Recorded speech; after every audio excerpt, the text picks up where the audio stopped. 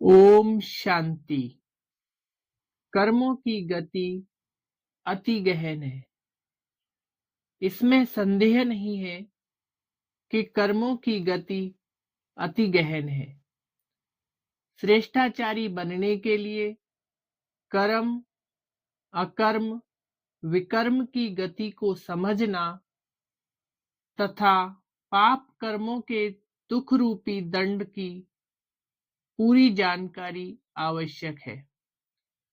आज संसार में भक्तों की कमी नहीं, किंतु फिर भी दिनों दिन पाप कर्म तथा दुख अशांति का बढ़ते जाना इस बात का प्रत्यक्ष प्रमाण है कि मनुष्य मात्र इस विषय में सत्य ज्ञान से वंचित हैं।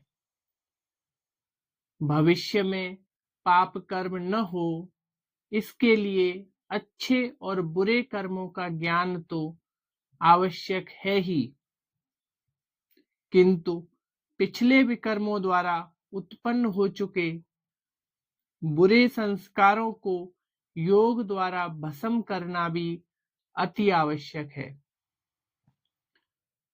अपने पाप कर्मों का दंड मनुष्यात्माओं को गर्भ में, जीवन काल में तथा मृत्यु के समय दुख और अशांति के रूप में जन्म जन्मांतर मिलता ही रहता है।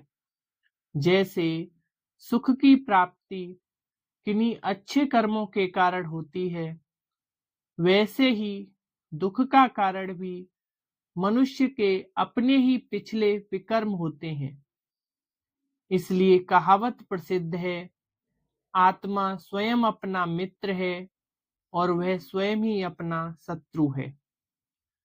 अज्ञानी मनुष्य समझता है कि उसे सामने दिखाई देने वाले अमुक व्यक्ति, वस्तु अथवा कारण से दुख की प्राप्ति हो रही है, किंतु वास्तव में प्रत्यक्ष दिखाई देने वाले ये कारण केवल निमित्त मात्र ही होते हैं और असली कारण तो केवल मनुष्यात्मा के इस जन्म अथवा पूर्व जन्मों में किए हुए अपने ही विकर्म होते हैं।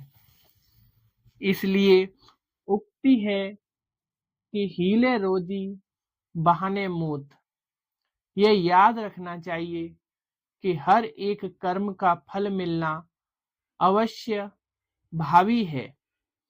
यह अलग बात है कि कई कर्मों का फल तुरंत मिल जाता है और कईयों का कुछ समय बाद। परंतु जैसा कि लोग कहते भी हैं कि ईश्वर के यहाँ देर है किंतु अंधेर नहीं। हर कर्म का फल भोगना अवश्य ही पड़ता है, अतः हमें अपने कर्म पर ध्यान रखना चाहिए। कई मनुष्यों को कर्म भोग के विषय में दंड मिलने की बात समझ में नहीं आती। वे यह तो मानते हैं कि यदि कोई व्यक्ति किसी से कुछ लेता है तो उसे यह देना पड़ेगा, किंतु न देने पर उसे दंड कैसे मिलता है, इस बात को स्पष्ट समझ लेना भी जरूरी है। सांसारिक रीति से यदि कोई चोर धन चुराकर उसे खर्च कर ले तो वह धन खत्म हो जाने के कारण उससे वसूल नहीं हो सकता, किंतु न्यायालय उसे कड़ा दंड देकर उसके अपराध का भुगतान कराता है।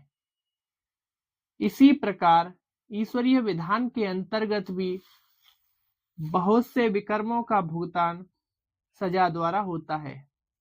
सत्य तो यह है कि द्वापुर से लेकर कलयुग के अंत तक के 2500 वर्षों में मिलने वाले 63 जन्मों में मनुष्य आत्माएं गिरती कला में होने के कारण हर अगले जन्म में पूर्व जन्म के विकर्मों का पूरा भुगतान नहीं कर पाती, बल्कि और ही अधिक विकर्म करके अपने पाप कर्मों के हिसाब में वृद्धि करती है। इसलिए कलयुग के अंत में जब महाविनाश के बाद सभी आत्माओं को वापस लौटना होता है, तो उन्हें अपने विकर्मों का खाता चुकता कराने के लिए धर्मराजपुरी में कड़ी सजाएं भोगनी पड़ती हैं। केवल संपूर्ण राजयोगी ही इन सजाओं से छूट सकते हैं।